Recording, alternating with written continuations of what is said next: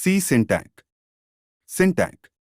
You have already seen the following code a couple of times in the first chapters. Let's break it down to understand it better.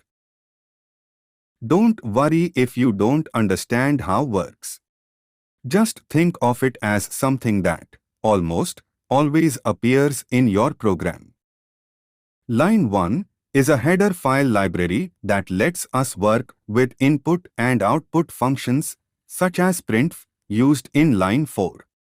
Header files add functionality to C programs. Line 2, a blank line. C ignores white space, but we use it to make the code more readable. Line 3, another thing that always appears in a C program is main. This is called a function. Any code inside its curly brackets will be executed. Line 4, printf, is a function used to output print text to the screen. In our example, it will output hello world. Line 5, return 0 ends the main function. Line 6, do not forget to add the closing curly bracket to actually end the main function. Every C statement ends with a semicolon.